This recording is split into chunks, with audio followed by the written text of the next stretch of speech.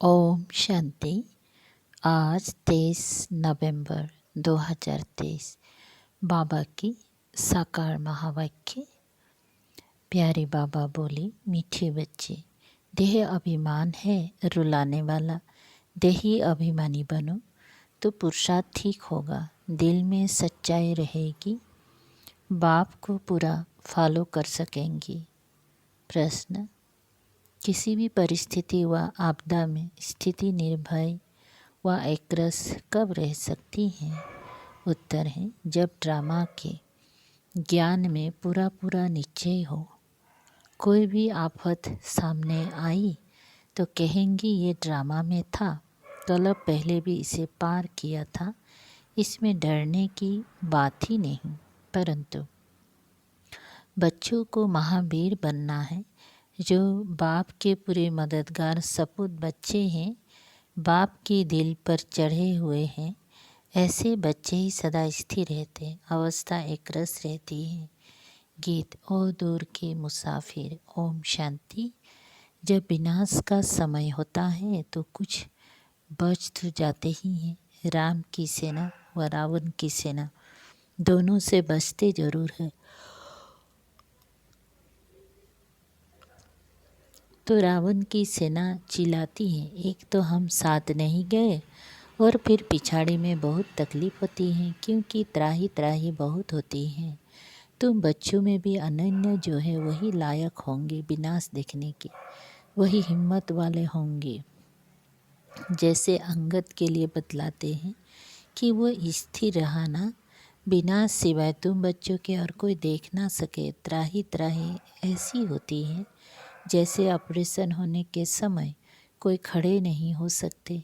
यह तुम सामने देखते रहेंगी, हाहाकार होता रहेगा। जो अच्छे अनन्य बच्चे बाबा के मददगार सपूत बच्चे हैं, वो दिल पर चढ़े हुए हैं। हनुमान कोई एक नहीं था, सब हनुमान महावीरों की ही माला है। रुद्राक्ष माला होती है ना, रुद्र भगवान की जो माला है उसका नाम ही है रुद्रमाला। रुद्राक्ष एक बहुत कीमती बीज होता है।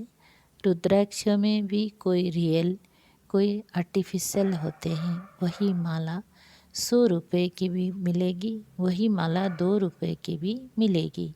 हर एक चीज़ ऐसे हैं, बाप हीरे जैसा बनाते हैं, उसकी भेंट में सब आर्टिफिशियल ठहरे। सच परमात्मा के आगे सब झूठे बाटनटे पैनी है।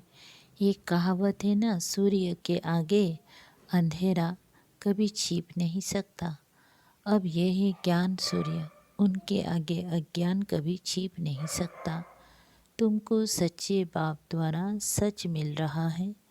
तुम जानते हो सच्चे ईश्वर बाप के लिए मनुष्य जो बोलते हैं वह झूठ बोलते हैं। अभी तुम समझाते हो गीता का भगवान शिव है, ना कि देवी गुण वाला देवता श्री कृष्ण। अभी है संगम युग, फिर सतयुग जरूर होगा। श्री कृष्ण की आत्मा अभी ज्ञान दे रही है, मनुष्य फिर समझते हैं ज्ञान दे रही है। कितना फर्क हो गया है। वो बाप वो बच्चा, बाप को एकदम गुम कर दिया है और बच्चे का नाम डाल दिया है। आगे चलकर आखिर सच निकल पड़ेगा। पहली मुख्य बात है ही इस पर सर्वव्यापी क्यों समझा है, क्योंकि गीता में श्री कृष्ण का नाम डाल दिया है। इन बातों को तुम जानते हो। श्री कृष्ण अथवा देवी देवताओं की जो आत्माएं हैं, उन्होंने 84 जन्म पूरे लिए हैं। गाया भी जाता है, आत्मा परमात्मा अलग रहे बहुकाल, हम ही सबसे पहले बिछड़े हैं। बाकी सब आत्माएं तो बाबा के साथ वहाँ रहती हैं। इसका अर्थ कोई नहीं समझते। तुम्हारे में भी कोई बिरले हैं जो यथार्थ रीति समझा सकते हैं। देह अभिमान ही बहुत रुलाता है। देही अभिमानी ही ठीक पुरुषार्थ करेंगे तो धारणा भी अच्छी रीति हो सकती है। इसीलिए कहा जाता है फॉलो फादर। एक्ट में भी फादर आते हैं, फादर तो दोनों हो जाते हैं। ये कौन सा फादर कहते हैं सो तुमको थोड़ी ही पता पड़ता है, क्योंकि बाप दादा दोनों इस शरीर में हैं। एक जो एक्ट में आते हैं उसे फॉलो किया जाता है। बाप समझाते हैं बच्चे देही अभिमानी बनो। बहुत अच्छे बच्चे भी देह अभिमानी हैं, क्योंकि बाबा को याद नहीं करते। जो योगी नहीं है वो धारणा नहीं कर सकते। यहाँ तो सच्चाई चाहिए, पूरा फॉलो करना चाहिए। जो सुनते हो वो धारण कर समझाते रहो। निर्भय रहना है, ड्रामा पर खड़े रहना है। कोई भी आफतें आदि आती हैं तो समझते हैं ये ड्रामा में है। तकलीफ पास तो की है ना। तुम सब महावीर हो ना, तुम्हारा नाम बाला है। 8 बहुत अच्छे महावीर हैं, 108 उनसे कम, 16,000 उनसे कम बनना तो ज़रूर है।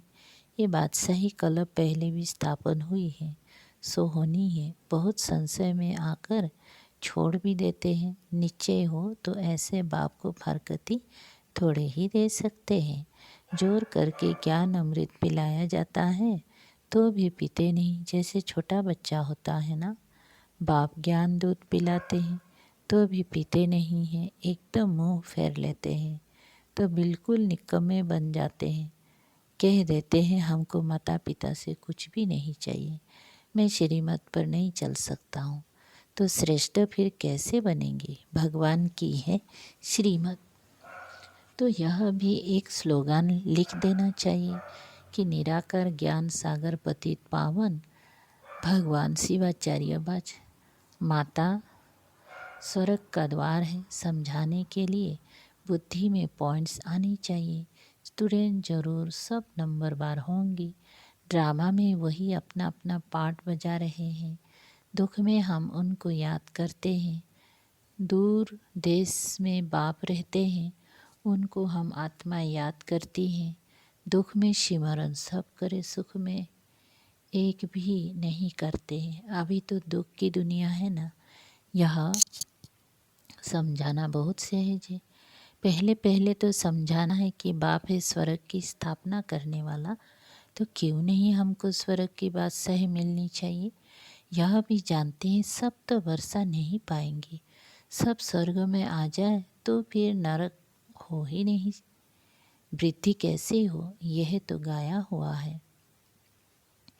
भारत अविनाशी खंड अर्थात अविनाशी बाप का बर्थ प्लेस है। भारत ही स्वर्ग था, हम खुशी से बोलते हैं। 5,000 बरस पहले स्वर्ग था, बरोबर स्वर्ग के मालिकों के चित्र तो है ना। कहते भी हैं क्राइस्ट से 3,000 बरस पहले भारत हेवन था। जरूर भारत में ही सूर्यवंशी चंद्रवंशी थे। चित्र भी उनके हैं, कितना सहज है। बुद्धि में ये नॉलेज चलती है, बाबा की आत्मा में ये नॉलेज थी तो हम आत्माओं को भी धारण कराई, वो है ही नॉलेजफुल। फिर कहते भी हैं कि इस प्रजापिता ब्रह्मा द्वारा राजयोग सिखलाता हूँ, जिससे वह राजाओं का राजा बन जाते हैं। फिर ये नॉलेज प्राय लोप हो जाएंगे। अब ज्ञान फिर से तुमको मिल रहा है, तो अब तुम बच्चों को चैलेंज देनी है। इसमें बड़ी अच्छी फर्स्ट क्लास बुद्धि चाहिए। बाबा अपने पास कभी भी ऊंची वस्तु नहीं रखते।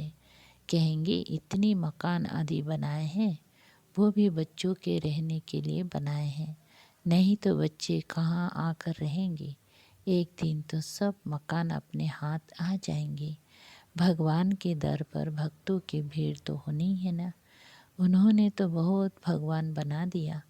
प्रैक्टिकल में तो यह है ना, तुम समझते हो कितनी भीड़ होगी। दुनिया में तो बहुत अंधश्रद्धा है। मेले लगते हैं तो कितनी भीड़ हो जाती है। कभी कभी तो आपस में लड़ पड़ते हैं भीड़ में, फिर कितने मर पड़ते हैं, बहुत नुकसान हो जाता है। तो यह सुदर्शन चक्र बहुत अच्छा है। स्लोगान भी ज़रूर लिख देना चाहिए।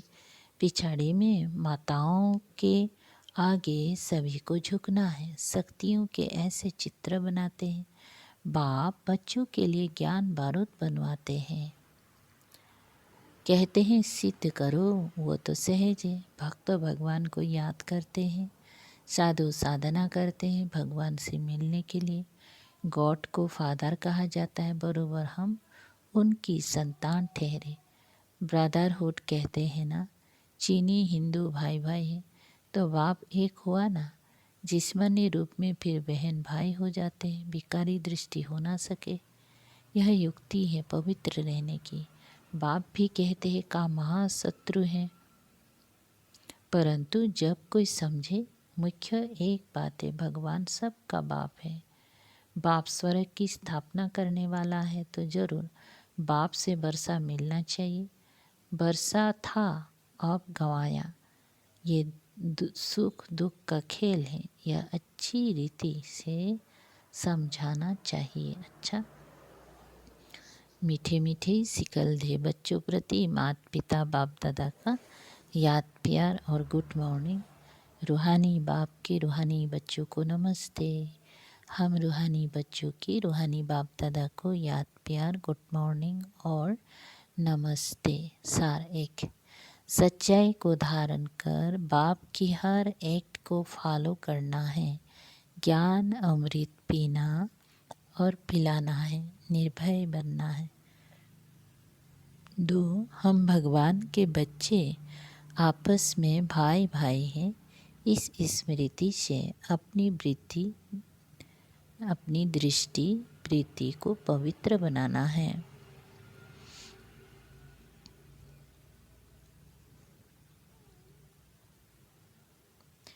वरदान, हर एक की विशेषता को देखते उन्हें सेवा में लगाने वाले दुआओं के पात्र भव।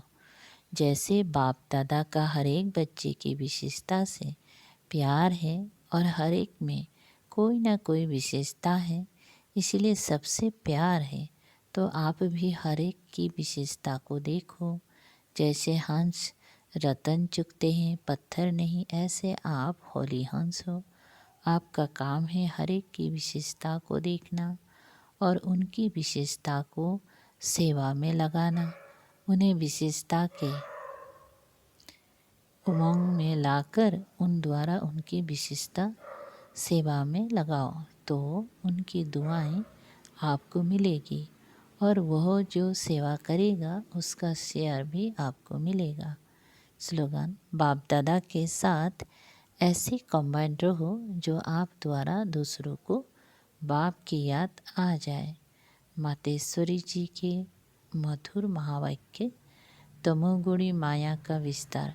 सतोगुणी रजोगुणी तमोगुणी, ये 3 शब्द कहते हैं। इसको यथार्थ समझना जरूरी है। मनुष्य समझते हैं तीनों गुण इकट्ठे चलते रहते हैं, परंतु विवेक क्या कहता है? क्या ये तीनों गुण इकट्ठे चले आते हैं? वह तीनों गुणों का पाठ अलग अलग युग में होता है। विवेक तो ऐसे ही कहता है कि ये तीनों गुण इकट्ठे नहीं चलते।